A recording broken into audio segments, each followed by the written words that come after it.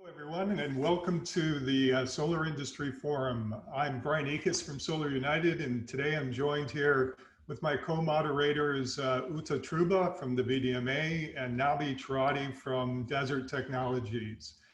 Today's topic is the ITRPV results and NREL'S LCOE update. And I'm now going to turn things over to Uta Truba, who's the division manager of the VDMA photovoltaic equipment, and she's been working on this since 2015. Hi Uta, welcome. Thank you. Welcome to our webinar. I will introduce first our two speakers today. We have Markus Fischer and Michael Woodhouse. Both are chairmen in the ITRPV, and Markus is already since the beginning with the ITRPV, and Michael joined us in the recent years. Both are PhDs, mostly in semiconductors, PV, or like Michael in physical chemistry and material science. And Markus is with Hanwha and Michael is with NREL. Okay, so just a short word on VDMA. VDMA is running the ITRPV since 5 years now. We are the leading federation of European equipment manufacturers, and we represent their interests. And because I'm responsible for the PV parts, I run the ITRPV on a yearly basis with updates and maturity report in the next time. How does it work? We have now the 11th edition, and this information comes from more than 57 contributors over all the world, for the complete value chain from silicon up to the systems. And we always, every year, increase our figures in the ITRPV. All the companies participating answer questions, a lot of questions. It's about 400 to 500 questions. We at VDMA make the data processing, and later on the mean values of the data will be discussed with all the chairs which we have worldwide set up on chairs. And what we decide then, this will be presented in the ITRPV edition and in the next edition version. And now Markus will present the results from the last edition, which was published in April this year. You can download this on the internet under itrpv.org. Yes, thank you very much, Jutta, for this kind introduction. So let's start. Good morning, everybody in the US. And here I want to present the 11th edition of the ITRPV. So the key findings, and here is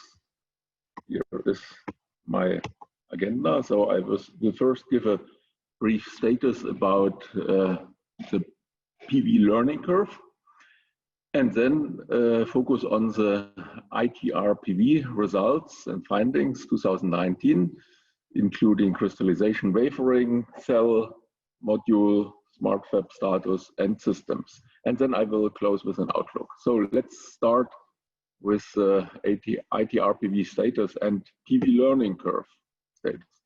So first of all, here the 11th edition, I think many of you know the former editions. So with the new edition, we changed a little bit the sequence, new results, new sequence. So in the past, we had only here the sequence material, processes, and products, and there we introduced all the different value chain elements, and now we change due to also the number of parameters we consider. And by the way, I could also not find everything quite easy, so I think the parameters are now much easier to find. So materials, processes, and products within for each value chain element separated here for crystallization, wafering, cell, and module. Okay. So the ITRPV learning curve, the PV learning curve, that's documenting here the cumulated PV module shipments and the pricing here for the last years always at the end of the year. And what we see here regarding the shipments in 2019, we really had the biggest shipments ever. So 130 gigawatt peak were shipped, and this at an average price at year end of 23 US dollar cents per watt peak.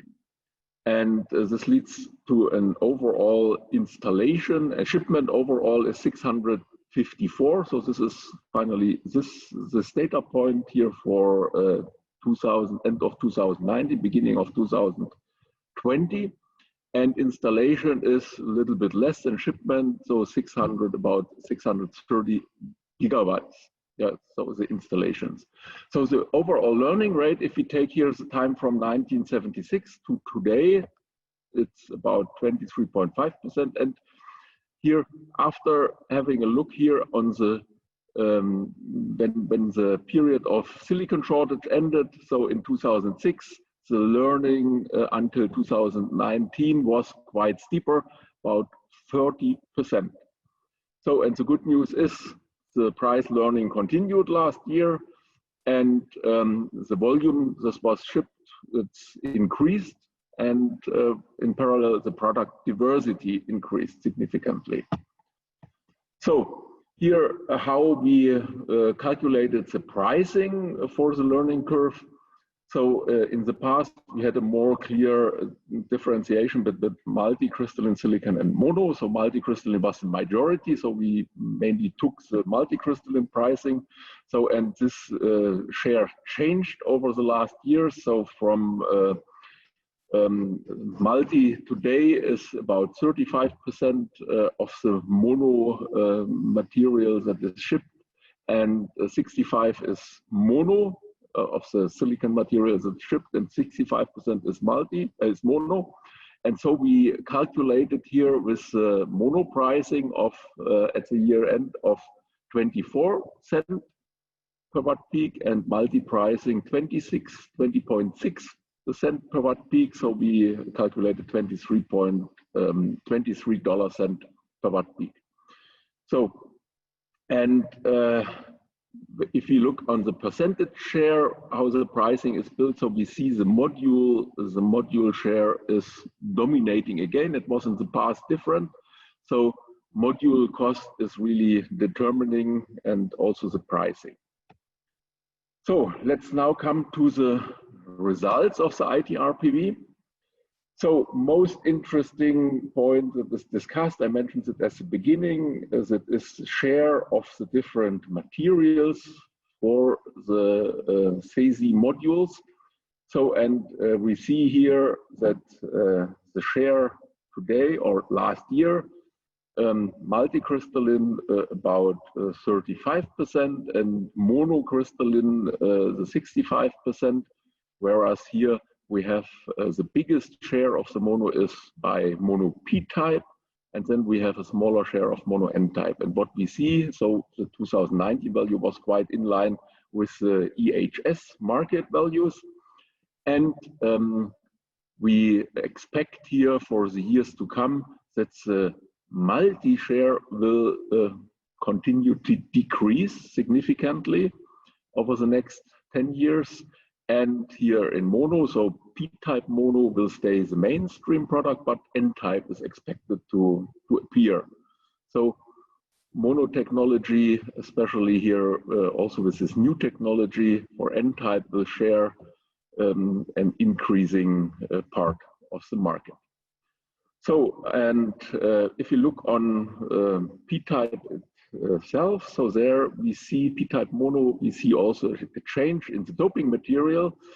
So far, boron doping was dominating, but we see that gallium doping is introduced and may be introduced much faster. And so this will be beneficial for the product performance. We'll refer to this later. So, and then what I mentioned at the beginning, so we see increasing variety of products, and this is caused by, especially here, the different wafer formats that are introduced. So in the past, we had mainly M2, or former we had only 6-inch wafers, 6-inch square or pseudo square wafers for mono. And this format M2, the 156.75 times 156.75 is about to disappear. It will be replaced by G1 and larger formats, even larger formats, M4. So this is 161.75 times 161.75. And we expect that even this will be replaced by larger modules. So for new fabs, and this is the difficulty, new fabs will introduce from the beginning M6, this is 166 times 166, and even larger formats. So you know here 12-inch, 8-inch wafers, so with 210 millimeters edge are appearing now. So regarding the cell product, so the wafer is the first thing. So, and then we see also some changes in the technology. In the last years, we had mainly here BSF. So, but since 2017, this changed significantly and fast to PERC technology. And PERC technologies have today a share of roughly 70%. And besides this, we have also other technologies, silicon heterojunction and single contact and backside contact cell concepts. And what we see here in the future, so the PERC concepts will stay mainstream for the next years. I mentioned here PERC and TOPCon. So PERC X and TOPCon is referring to cell concepts that have diffuse junctions. So, and a second product that will appear more and more is silicon heterojunction based on N-type, and IBCs will have a quite constant market share, but tandem will appear as new product, and we expect this from 2024 it will appear. And ESF in parallel will disappear until 2024. I marked this section here especially, so these technologies are capable of bifaciality, and they can enable bifacial products. That means light can be collected from both sides.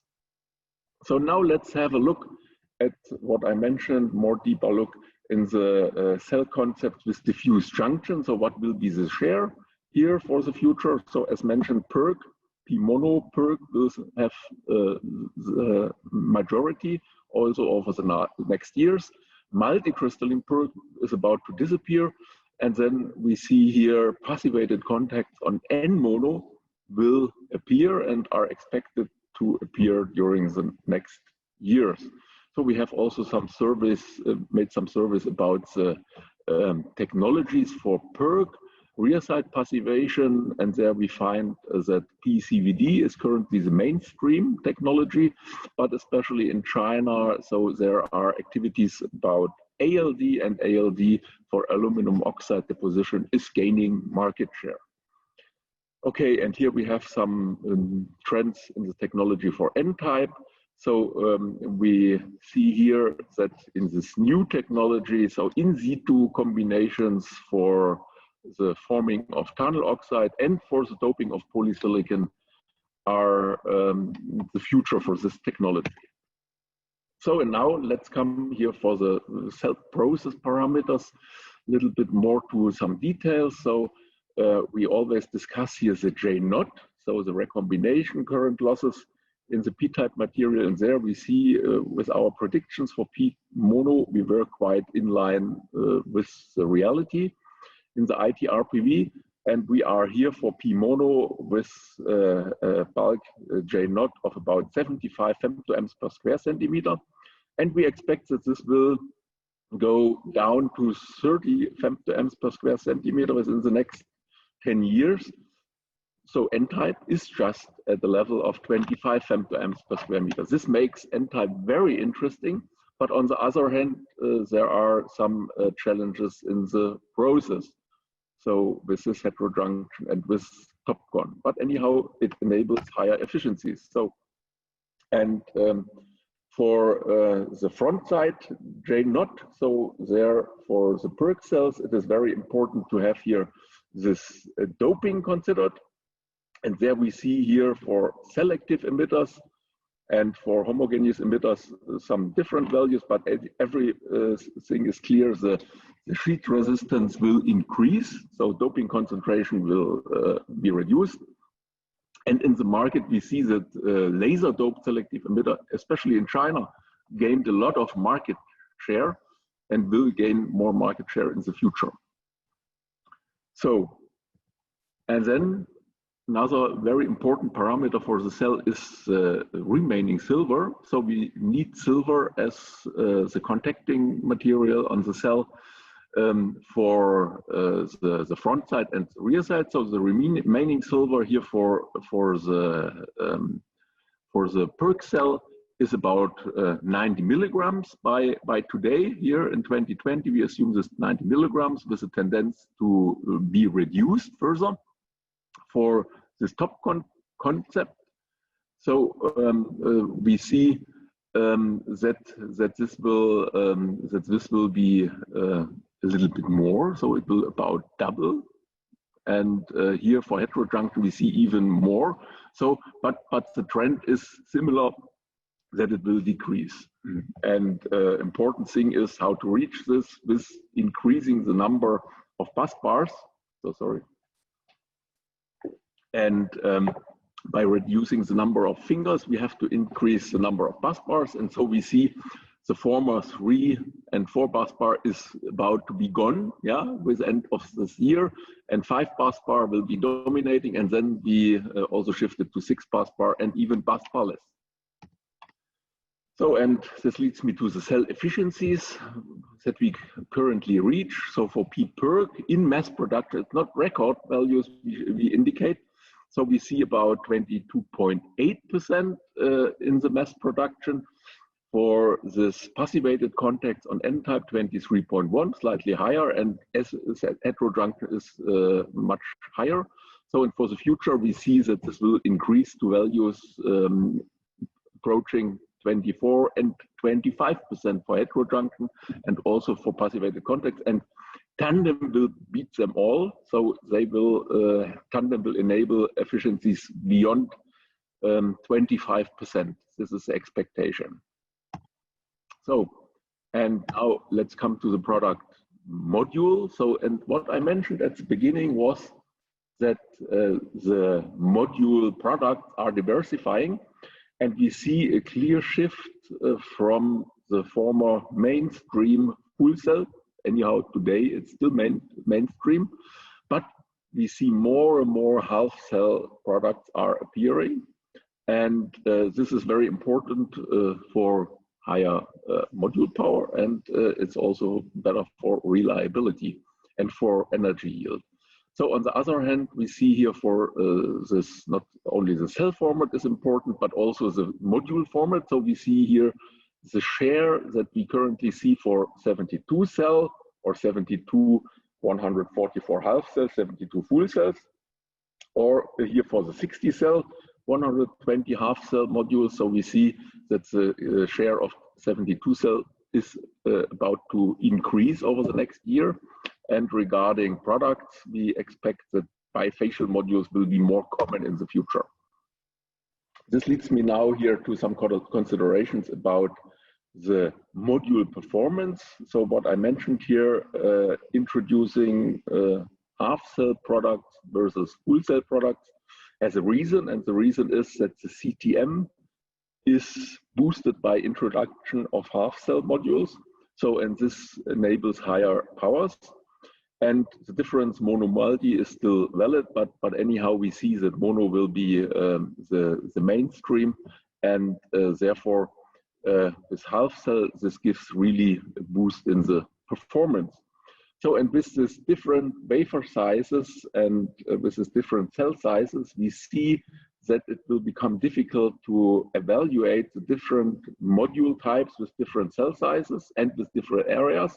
So it will be more important to have a look at the module area efficiency, or it's a module efficiency. And there we see here for the PERC module efficiency is about 20.2% or 202 watt per square meter. And this will increase to 225 at least within the next years. And so with TOPCon, we expect this to be reached up to 23% or 230 watt per square meter. And the heterojunction can go even higher. So, and we made in the ITRPV also considerations about the past and what was our prediction capability. And so we see here for the PERC mono cell efficiency, so we were quite conservative. So these are the values that we see today and at the beginning of the corresponding years.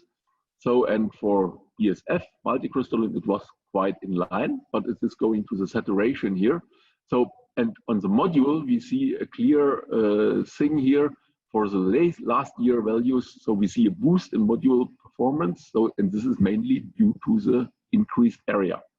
So, and this leads me now to the first question. So everybody can here give some answers about this question. What is your expectation about the size, future size of the 60 cell module? And what is your expectation about the weight, future weight? Please answer this question. Okay. Can we get a result about this? Hey, great. So above 1.8 square meter for 60 cell modules. Okay, good. So for 38%, and then the majority is below. Okay, great. And then here for the weight, yeah, 25 and not heavier than 30 kilogram. Yeah, so this is clear. So okay, so thank you very much.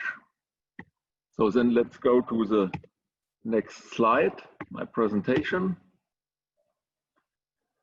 So we have here the module powers of the current G1 format. The G1 format is 1.7 square meters. So this is especially for the rooftop market here. And there we see the efficiencies with PERC of 345 watt peak, and heterojunction enables 360. So by in the future, within the next 4 years, we expect here this will be increased for PERC as well as for heterojunction. And for the power plant modules, big is beautiful, 72 cell G1 format, now 2 square meter. So we see that it will be at above 400 watt peak today and will increase for PERC to 425 at least within the next 4 years. And for heterojunction, we have even higher higher module power. And now I have the same question regarding the module area and module size, module weight for the 72 cell module. And please answer these questions.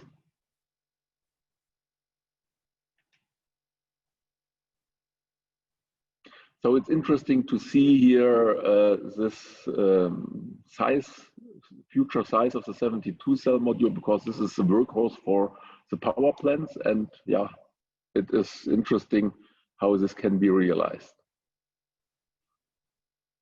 Okay. So can we see? Okay, great. Very interesting.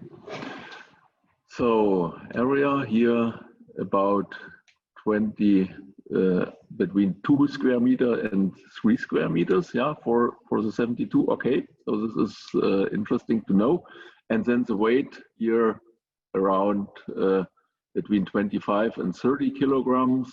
Yeah, so this is the majority, but even anybody is thinking so that we can go up to 40 kilogram. Okay, thank you very much. So very interesting to know. Okay, so then I continue here. So interesting parameter is warranty. The warranty, first year warranty, will be the degradation will decrease, so to 2% over the next years, also thanks to gallium in the doping for P-type. And then the product warranty will be up to 15 years and performance warranty up to 30 years. This is what we expect. So smart fab status, so there in the to ensure the quality of the product, so we see more and more automatic optical inspection for inspection of the modules with electroluminescence. This is standard by today, and what we see, fab automation is about to be automated, and more MES is implemented as standard in about 80% of the fabs by today, and this will be standard in the future as well. And fab logistics, fab automation will include artificial intelligence. It will implement machine learning. So this is very important to see.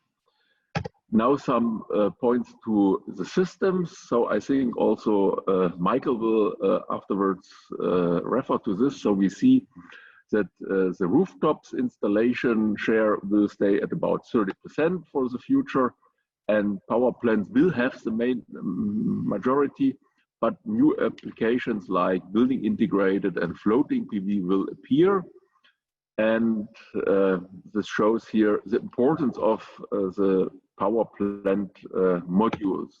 So here I come to BOS and LCOE chart. So also Michael will refer more in detail about the detailed cost structure. We see module part is still and will still also in the future be the most expensive. And here regarding the LCOE or the building the balance of system prices. So we see that here United States are in the middle field here of the bill of system, balance of system cost. India is leading this. We had yesterday seminar with India, so this was quite interesting. So this leads me now to the LCOE. And LCOE, so this is what we show here together with NREL. We calculated here the expected values for the years to come in different insulation areas, and there we see the values for the future. And then I put here some bullets with values of latest auctions and state-of-the-art coal-fired power plants. So in China here, a power plant has about a coal-fired power plant has electrical LCOE of about $4 per kilowatt hour. This is a black point here, and we see with auctions in Germany from this year. So we were at a level below this pricing. So and we see the average pricing in Germany. It's a little bit higher, about 5.4 cents, but below the calculated values. So the lowest value ever that was reported is bidding in Abu Dhabi, about 1.5 gigawatt tender in 2020. Will be finished in 2022. Yeah. So and what we see is so the PV enables really impressive low LCOEs. And by the way, here's the IRENA value that was published here shortly. So it was the average here for all PV installations, so about $6.8 per kilowatt hour. So, and it is a very, very steep learning. And this, will, if we continue and can continue this will give us here a bright future. So I have here a summary of the learning curve, and to continue the learning, we have to continue here the combination of watt peak learning and per piece learning. This is very important. So over the last years, the watt peak learning was about 7.1%. If you consider the period from 2010 to 2019, and the per piece learning was about and is about 22.3%. Last year it was a bit less, so it was here above this curve. And here I have the linear plot. It's a little bit different than the log-log plot, but it shows that we will continue. And if we can continue this combination, so then we will continue. And we see what will be the requirements of the future. PV today, so we have here in the ITRPV discussed some scenarios for the future for electricity, for PV powered economy in the future.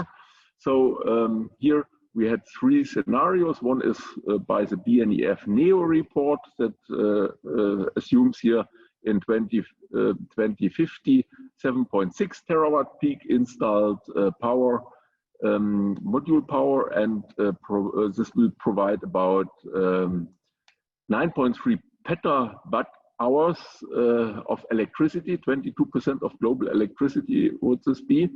Yeah, this is a low scenario. So then we have a 100% renewable electricity scenario where PV will contribute about 69% to 38 petawatt hours of electricity. It's an incredible figure. So with 22 terawatt peak installation, and even if you go to 100% renewables also for the other energies like heating, like transport, and so on. So then 63 terawatt peak of PV would be required. And we have here the corresponding markets. And here for this scenario, we would have a requirement of 4.5 terawatt of cell production, module production here, and module shipments. And here in this scenario, in the BNEF, up to 400 gigawatt. So this is a quite conservative scenario, so we can manage. And here we put the shipment data about that and compared this with the expected market. So we see it is, in this scenario, it is above, and in this scenario, it's quite on the track. So I see that we have several gigawatt markets, several hundred gigawatt markets ahead. So, and yeah, the market still will be a little bit volatile. So we see even unforeseen situations like Corona. We will see what will be the market for next year. But anyhow, the growth is sure. And with the ITRPV, we will provide also in future guidance to handle this PV challenges. So thank you very much for your attention. Thank you very much, Michael and Markus. And I think we can now start with the question and answer session. Nabil, will you start with the question session, or?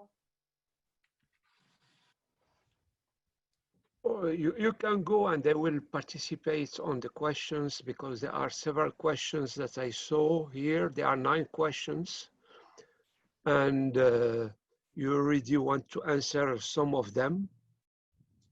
So, and also we can address others to our speakers today. I think Markus and Mike also see the questions. What's your opinion on the questions? Will you answer them? Do you have some information? Because I'm not sure if we have for the first question some answer, at least not from the ITRPV, because I think we have no data on really the ramp up compared to the installed manufacturing capacity. Well, regarding the heterojunction, I can maybe say a few words about that.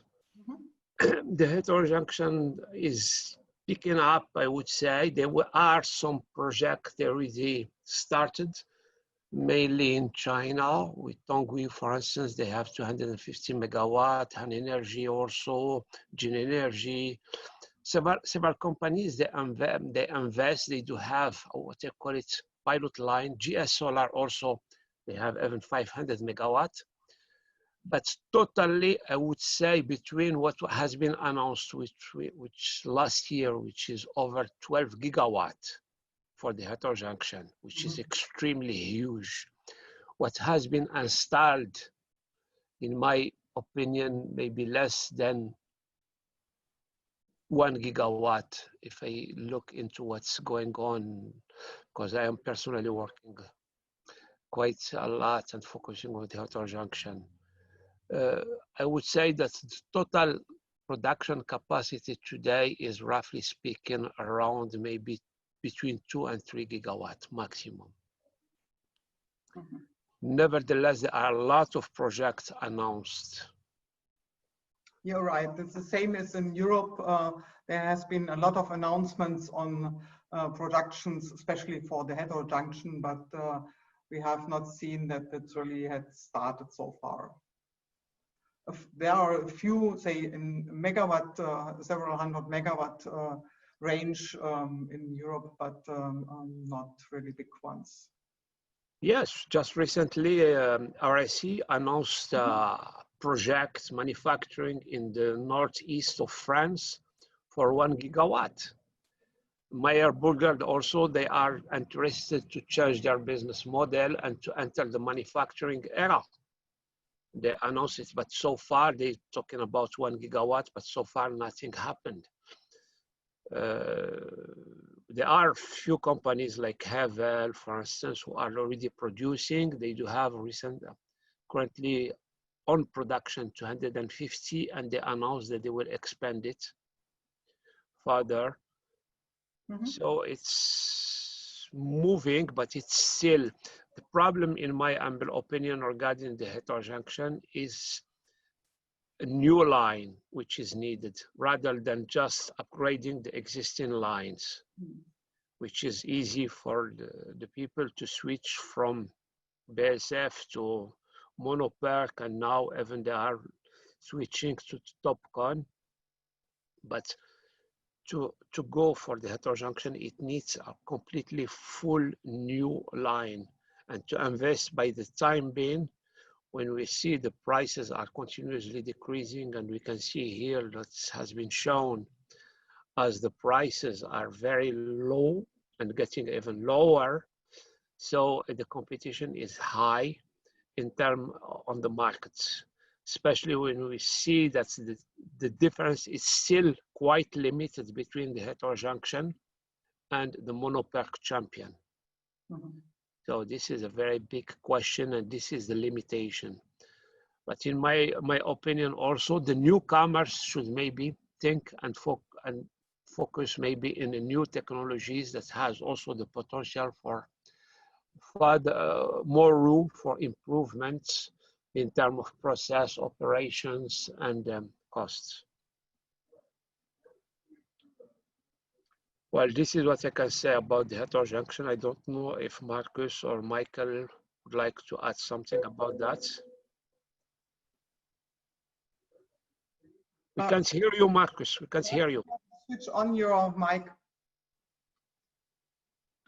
Yeah, so about the production capacity. So with ITRPV, we have here in figure 38, we have here this chart about different cell technologies. I showed this in the presentation as well. So here you can see this chart here, yeah. So and there we have exactly this between 2% is here the heterojunction share. Nabi, yeah. So this is what you mentioned. This is here also the assumption of IHS market, yeah. So this is the status, and yeah, cost is very sensitive in our days, and for heterojunction, always a discussion is going about what is the cost for a new line, and upgrading is not possible. Yeah, upgrading an existing line to heterojunction is not possible. So it's a good opportunity for greenfield, yeah, for new investors. And if you are investing in this, yeah, but anyhow, it's more expensive. So regarding capex, and so far regarding opex, but yeah, in the future, the expectation is that both will be reduced and will be more competitive. Okay, thank you for showing the chart.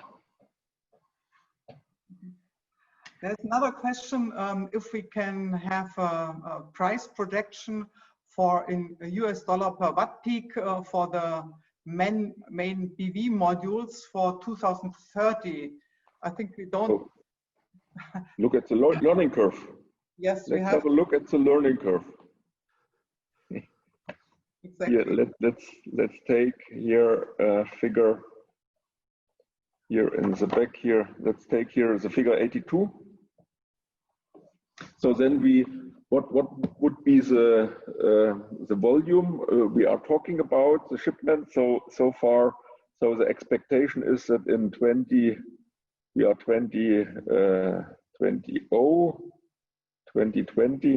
So there we are at the 600 something. So then next year's 100, 200. So when will we have first terawatt? Maybe in 3 years. So latest in 24. So then we have the terawatt. So then we are here at this value at about here. This is the 20 cents. Then we are at 18. So. And then let's see here, maybe at 3 terawatt. So then we are in between. If we go here, so we will be between 18 cents are even possible today. So about 15 and 12 cents are possible. Yeah, 2030 if we continue. There was also an interesting article. We had here, we discussed about future scenarios, and there it was exactly discussed when will we reach the 10 cent per watt peak, yeah, and the outcome is about this, yeah, so 3 terawatt installation. So we will see. So they predict a 10 terawatt peak. Yeah, the 10 cent will be reached at a cumulated volume of about 10 terawatt peak at 2040. So this is the expectation. So then we will be at 2030. We will be at about 15 cent maybe. But I cannot predict. I have not the crystal ball here. Yeah. Anyhow, so this is discussed here on page 66, 67 here in the ITRPV. I want just to add one point regarding, of course, that nobody has the crystal ball to predict, and always that the market is much more, I would say, unpredictable regarding the price, regarding the capacity installed and all these things. However, in my opinion, and as you showed, Markus, in your presentation regarding the LCOE trend, and also Michael showed that regarding the LCOE, that's today the price, the market is driven by the LCOE. It's most of the projects are auctions, and the auction is based on the LCOE and the cost of the kilowatt hours rather than the watt peak. And if we consider that, by adding also another point, which is very important, that we saw in the graph that you present, Markus, regarding how much that's, and Michael also, how much the module represents in the distribution for the BOS, which is continuously decreasing. It's representing less. The watt peak was important when we were at 40 above. Today we are 30 below. And the trend is going to be maybe even 20, something like that. So we have to see and to be much more aware and focused on the kilowatt hours that will generate rather than how much the modules will be sold, whether it's at 20, at 19 or 15 or something less. This is the key points, in my opinion, that we have to really start taking as, I would say, the goals for the market and the trend, how we can make the lowest LCOE. And this comes bring me back to the heterojunction. For instance, one of the features and interesting things for the heterojunction that we can benefit, for instance, even with higher cost, when it comes to the LCOE calculation, the many, I would say, business models showed that we can generate a lower LCOE with higher capex at the EPC level. And this is very, very important. We can benefit from the temperature. We can benefit, for instance, for the bifaciality, because it's easy also to process the bifacial modules with the heterojunction rather than with the monoPERC. So all this together, we have reached that make sense to consider and to keep focusing more and more on the LCOE rather than the watt peak, and we start forgetting somehow the watt. So tell this to the EPC guys, yeah, and to the investors. Maybe Michael, I would echo a lot of, oh. Michael, I think you have maybe some calculations made on the different technologies and the influence then on the LCOE. Can you comment this us? Yes, thank you very much. I would echo a lot of what's been said. And first of all, highlight that in terms of doing projections of module pricing, the ITRPV is actually very helpful if you have bottom-up cost models, because a lot of the input parameters are covered in the ITRPV. So one can input thinner wafer inputs, silver usage, tool throughput, CapEx projections, and derive in a bottom-up way the projected module pricing. That's what we do using the ITRPV. So the ITRPV is very helpful for that. And we've done some projections. What I showed earlier was for PERC. Our projections for heterojunction, PERC-Pearl, IBC, you know, they would be different. But the other thing that I would say, another point brought up regarding LCOE is we found that too, that if we roll the economic metrics up to a life cycle assessment, LCOE, or my preferred metric is actually IRR. Looking at project IRR, the value of a module is definitely more than just the upfront dollar per watt price. It's the reliability parameters and the energy yield parameters. So the degradation and module failure rates are important, and also the energy yield. So those are the real also need to be accounted for in looking at examining the value of a module over a complete life cycle.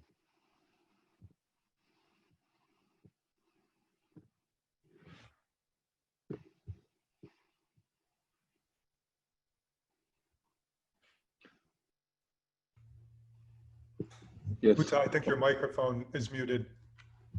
Okay, yes, I just saw it. So we have a lot of other questions, and I think every one of you also see it. I'm not sure how many and which direction we should, yes, go with the next questions. So we may go to the bifacial. Yes, that's a good idea. Yep, bifacial here, there is a question, is the bifacial growing trend even across markets regardless of latitudes? Sure. The only thing that it would not be suitable is for rooftop installation, so there the benefit is not there. But yeah, regarding harvesting here more energy from both sides, so this is beneficial, and this is exactly the thing here regarding LCOE. So you can, with bifacial, increase your energy yield. So it varies between 1%, 2%. It depends on the rear side, on the albedo of the rear side, and so this is beneficial for the energy yield in every region, and especially interesting for power plant installations and maybe also for flat roof installations where you have a distance to the rear side. But on rooftop installation or integrated installation, it is not of interest.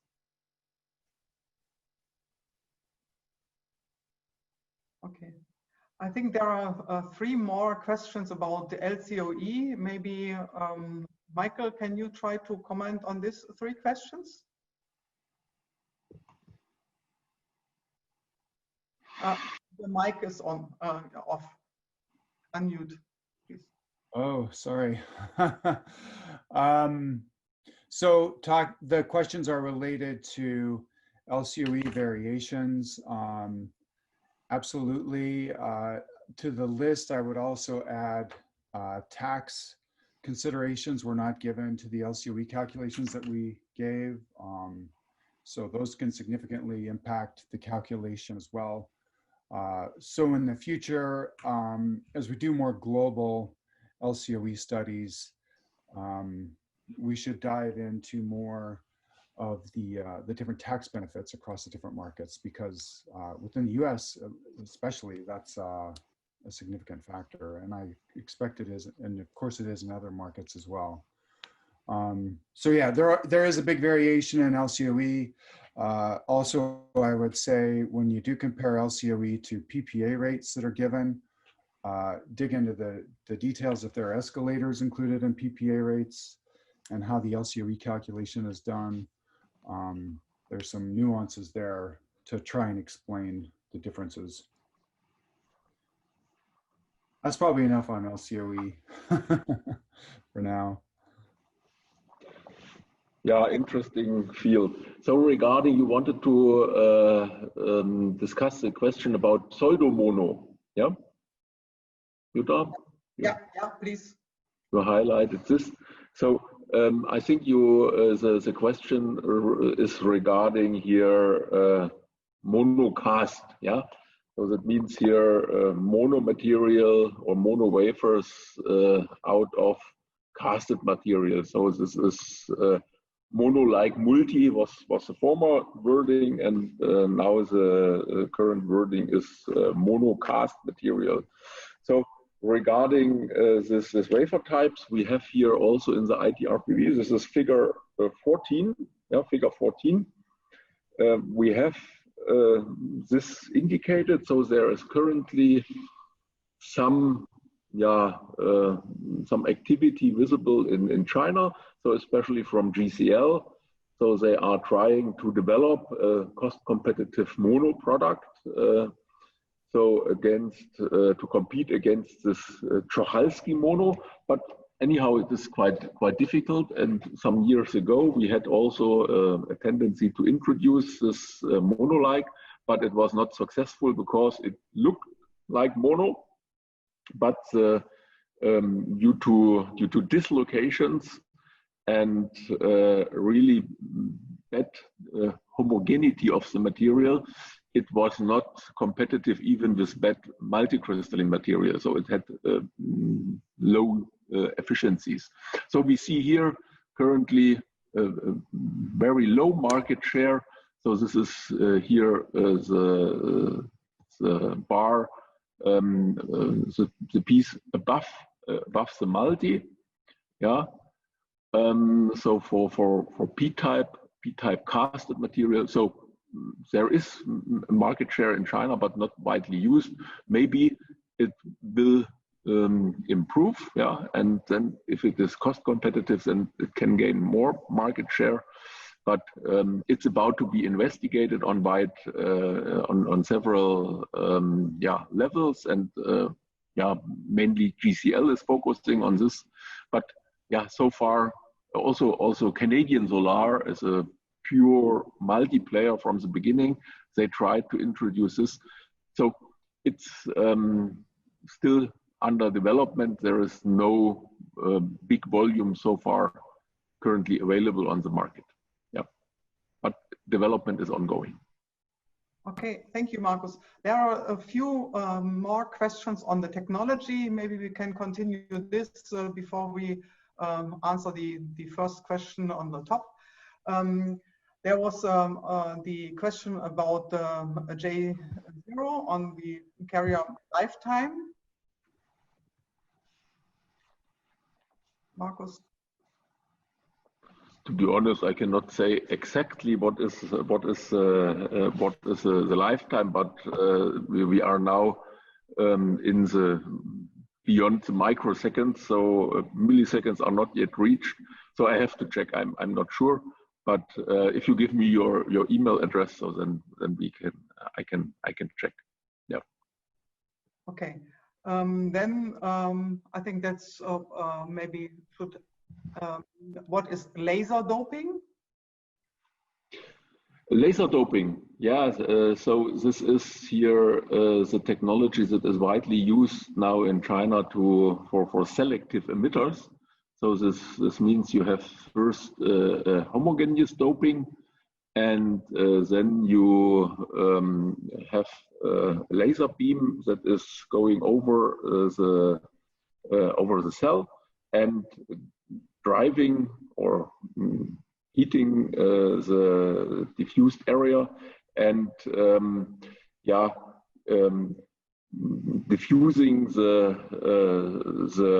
non-doped or the doped area a little bit more. So and this can be so then you have the low doped region. So this is not this is with a higher sheet resistance, and then you have by this laser out of the phosphorus glass some more doping in the contact area beneath the fingers, and there the sheet resistance is below 90 ohms per square, even 80 ohms per square. Then you have a better contact. So, and that's why it's it's a trade-off to have a good contact, but on the other hand you have wide areas with low dope regions. And so it's from the manufacturing point of view, quite good to handle now with laser beam to adjust this higher doped regions beneath the fingers exactly, and so you can improve your efficiencies by reducing the or increasing the sheet resistance, and reducing the doping between the fingers, and having some higher doping beneath the finger to improve the contact. So this is laser doping. Thank you, Markus. Last one, maybe the why is the CTM higher for half-cut cell modules?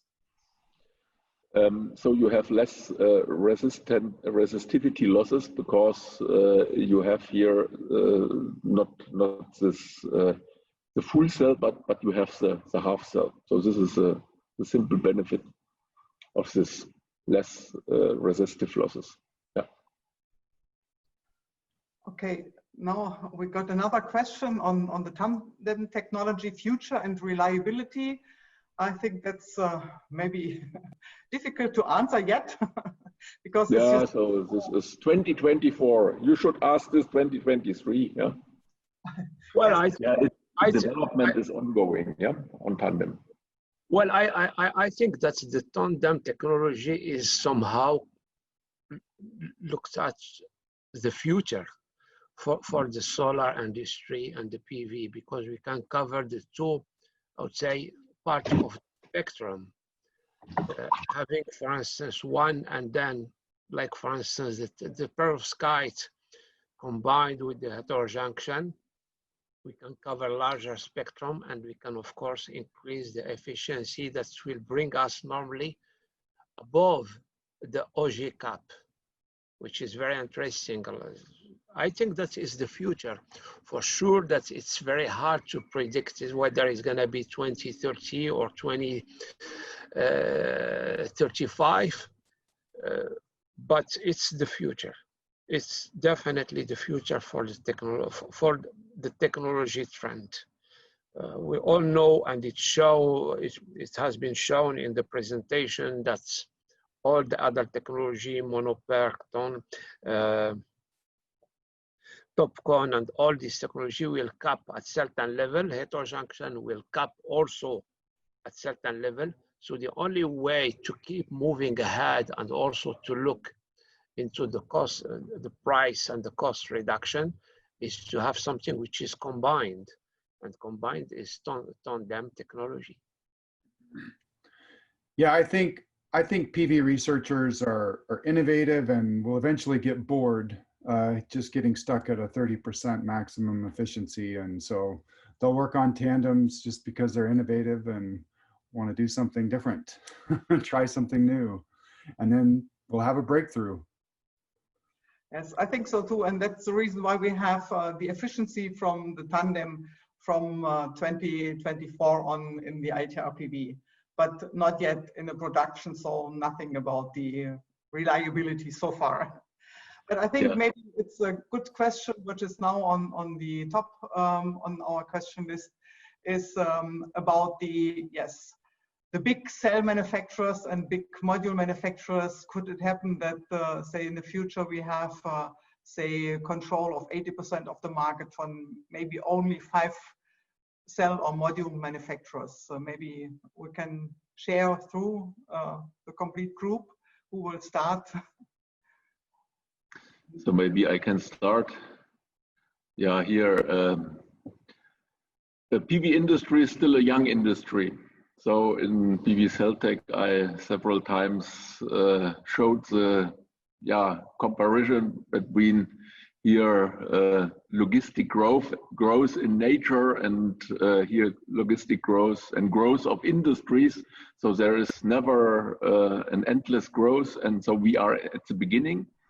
So remember DRAM manufacturing in the 90s, late 80s, and then in the 90s. So we had several manufacturers for DRAMs, in the market. So also Philips. I worked for Philips at that time.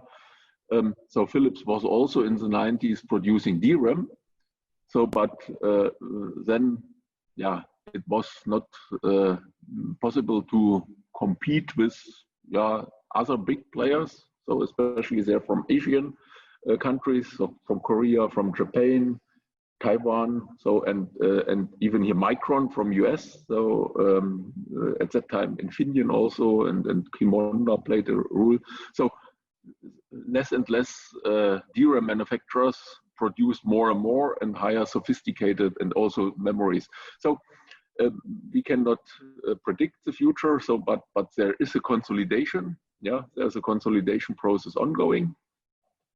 And so for to be honest regarding here wafer manufacturing, so it is dominated. So LONGi wants next year expand to 70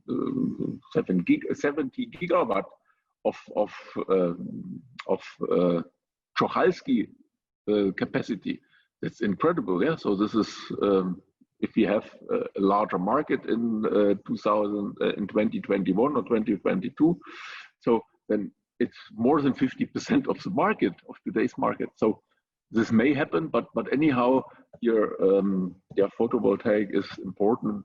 It's the energy source for the future. So I think there will be some big players for sure that we see, but also there is possibility for other players here.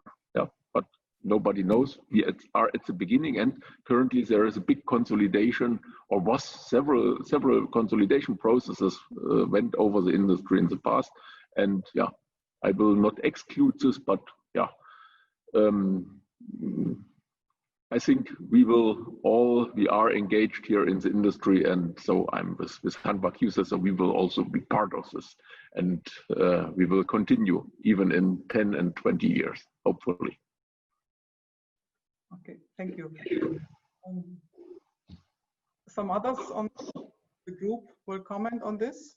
Yeah, I can comment a little bit regarding, for instance, the two questions, the consolidation and also the concentration of the production. For sure that so far the concentration is in China, but because it's not because of the labor costs, because a lot of people, they always think it's labor costs, because for other considerations.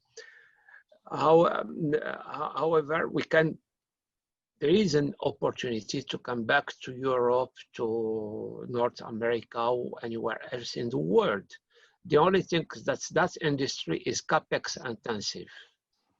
This is one of the biggest limitations, is capex intensive, and today investors investing in industry which is capex intensive and where already and established somehow competition, they are scared. So this is the key point. Nevertheless, it's now more and more shown that there are other parameters that we have to consider, like for instance, environment, carbon footprint for the transportation and all these things, and its costs, and its costs. And if we start considering these parameters, it makes sense also to start thinking how to localize, or not to localize, to redevelop, because that industry exists before in a large scale in China, in Europe, and in the United States. But unfortunately, they didn't follow the move for investments, and that was the biggest problem. But today, it's a real opportunity for newcomers to move with the new technologies and to establish the production. There are also other considerations regarding we talk always about the reliability, about the materials, investing more and more in power plants, which costs a lot of money, and without being sure how the continuity on that power plant will be in terms of performance, even if they are, I would say, under warranty, all these things, we never know. So localizing and developing the local markets, it makes sense. And it's a real opportunity today. But it needs a real, I would say, push from the governments to make it happening. Without that, I doubt. Okay. Yeah, you have to establish the value chains, the complete value chain from polysilicon to crystallization and cell and module manufacturing. So I think module manufacturing, so this is much easier here. So it's also capex intensive. Yeah. So this is what you mentioned, by sure.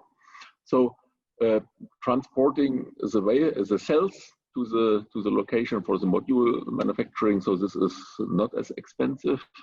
So, and you have for the future to have a full integrated thing, you have to set up the whole value chain at the corresponding countries and locations. So I think specialization will take place by sure. Yeah.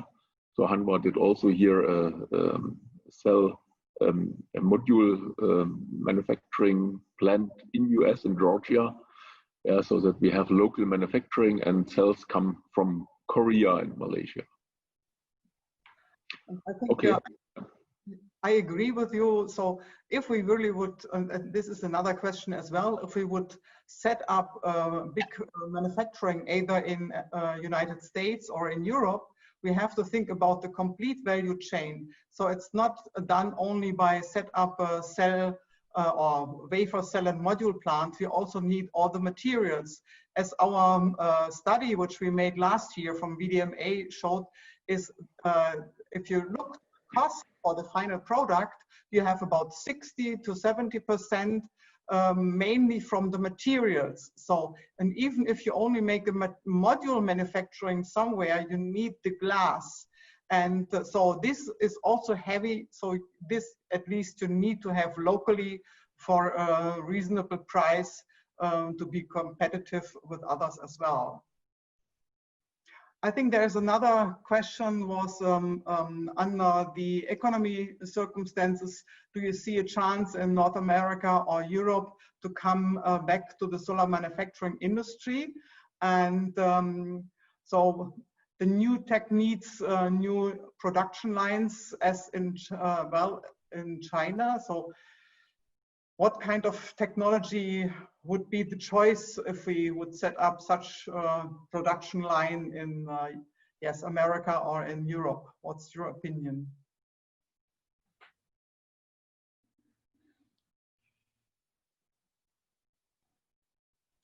I think you have. Maybe I can answer. Yeah. So Nabi, you just mentioned here about new technology. So for greenfield installations, heterojunction is a very good candidate. Yeah.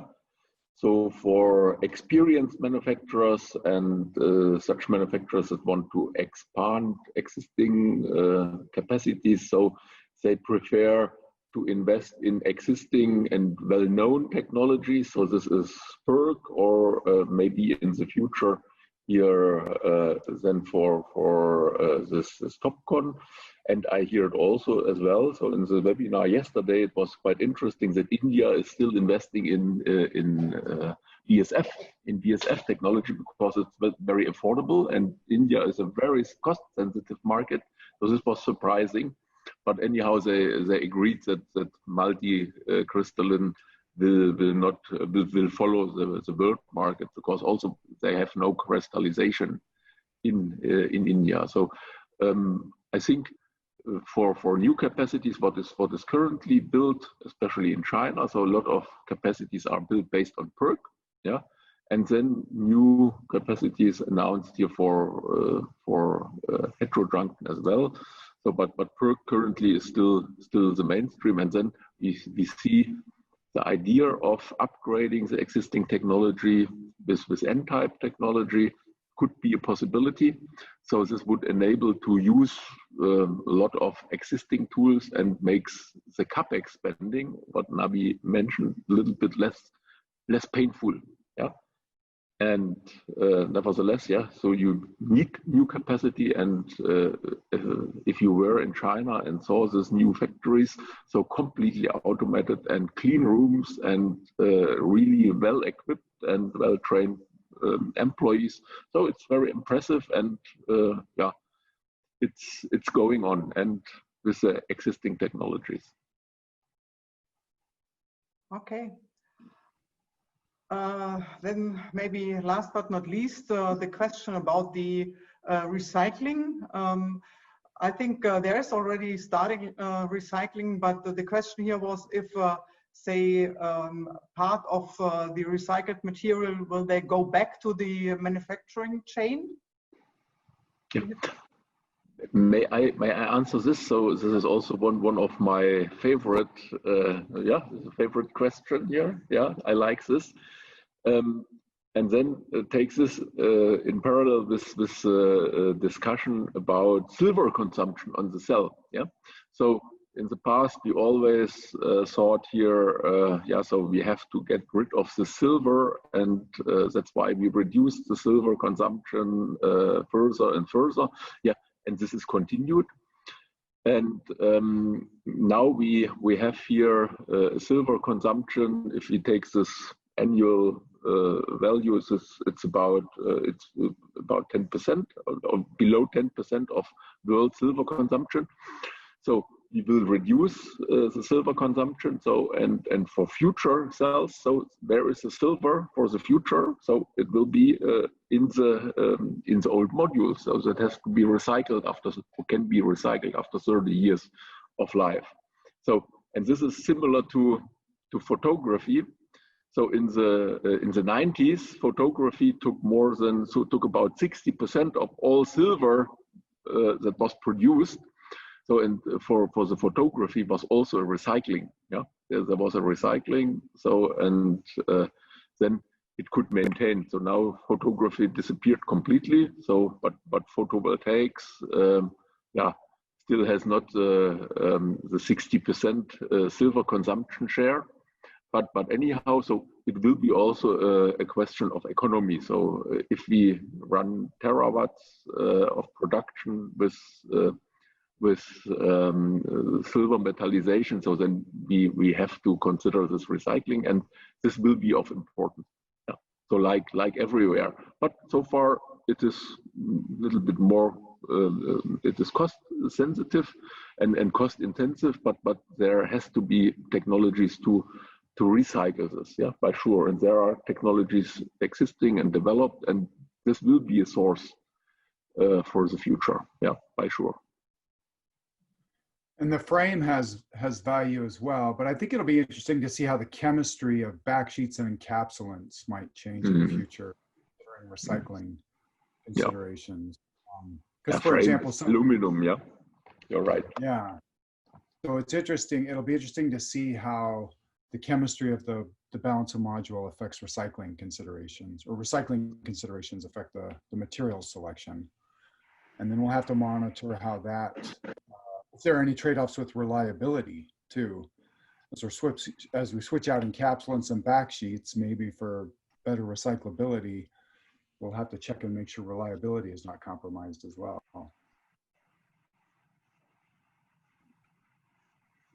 Okay, I think there's another question on the development and CapEx on TOPCon technology. I'm not sure if Markus or if someone have informations on this data. Yeah, I have no data about this, but you can consider this here by looking at required processes. So you need some new tools, yeah. So it depends on if you want to build a completely new line, yeah. So then you can it will be a little bit more than a PERC line. So because you have here this amorphous silicon deposition, and so for diffusion it's a little bit different. Boron is not the easiest element to diffuse in silicon, but anyhow, so you need a diffusion, but you need on top this for the rear side passivation, this tunnel oxidation and here silicon deposition. So maybe two tools more, a little bit more expensive than PERC.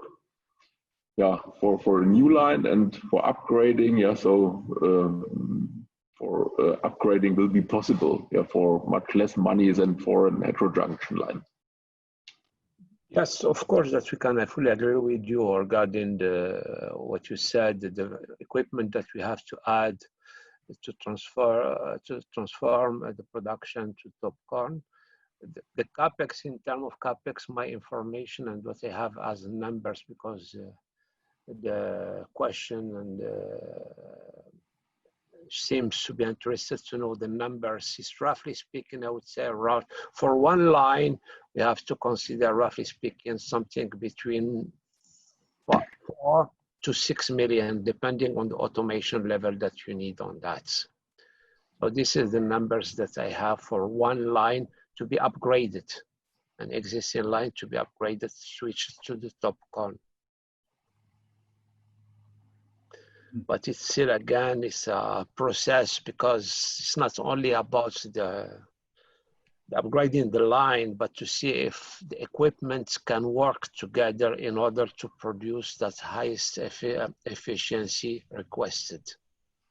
And this is another matter, because it's not because we have one line that's working at certain level, by just adding that element will increase a lot of lines today.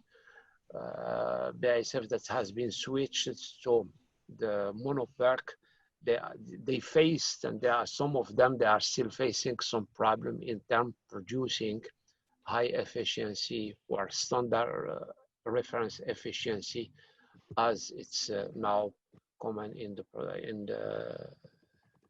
as a mainstream. Okay. Is another question regarding here, aren't they recycling panels in south of France?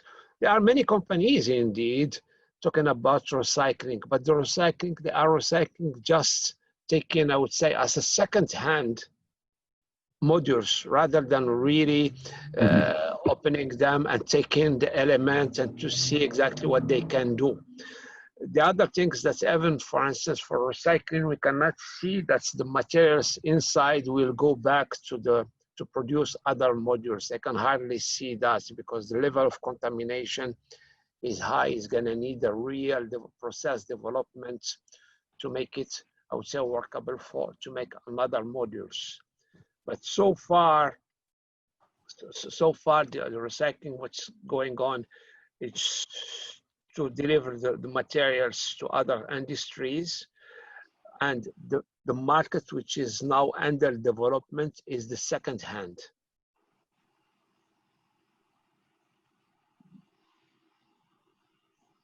Yes, maybe I can comment a little bit more.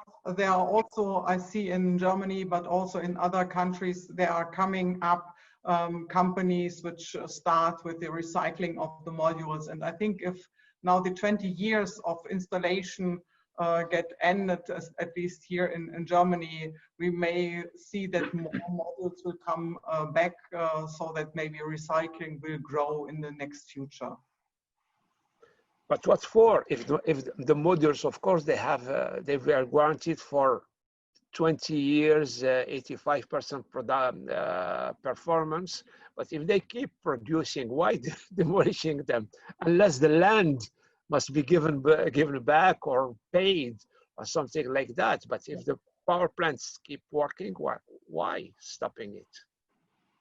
That's the same. I hear from everyone. So the modules can live for 30 or 40 years. So why we should say rebuild them after 20 years? But maybe some, I don't know what reason ever say they're prepared for this. And I think the first is as we see that the frame, the aluminum, maybe the glass and the big parts would be the first which really will be reused in a small amount of recycling.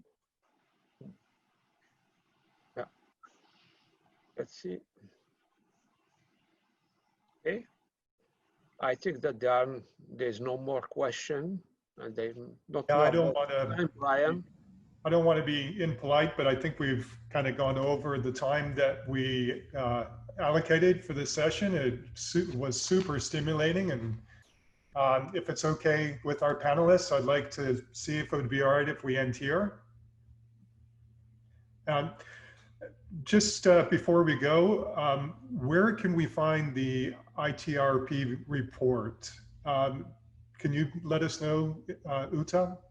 Yes, it's easy. Just go type in itrpv.org, and there you can find for download the report as well as the presentations from yesterday. And I think I will also put the presentations from today in one blog, and also put this maybe tomorrow on latest on the internet, because it's now already yes, 7 o'clock in the evening in Germany. So maybe tomorrow morning my colleagues will put them up on the internet. But the report is there, and the others you can see and find there also. So also the report, the presentations from yesterday from our India webinar, and from the webinar on last Tuesday from European and general presentation. So the larger presentation from Markus. Oh, that's great. And what we'll do too is this session has been recorded. So this will be available in a couple of days on the Solar United website, which is solar-united.org. So you'll be able to find that there. And Uta will give you a link also so that you could put it on the ITRPV website as well. Okay, thanks. All right, perfect. Well, at this point, I just want to thank our panelists. Again, like I said, I think this was a really very interesting session. And in fact, some of these questions that were asked, I think we can do sessions on its own in regards to recycling and different types of technologies. And hopefully we can bring you all back, and we can do those separate ones in the future. But for right now, again, thanks to our audience as well. And if you want to see more sessions like this, visit the Solar United website in the future, where we'll be listing more of these in events, and that you could all participate in. Thanks again. Have a good evening over there in Europe. And Mike, thanks. You know, enjoy the rest of your day. And I'm going to go eat lunch. Yeah, thank you. We go for dinner. Bye. Go for Bye. dinner. Bye-bye. Bye, everybody. Thank you, everybody. Thank And you. stay healthy, everybody. Yeah. Yeah, very important. Thank you. Bye. Thank you. Bye-bye. Bye.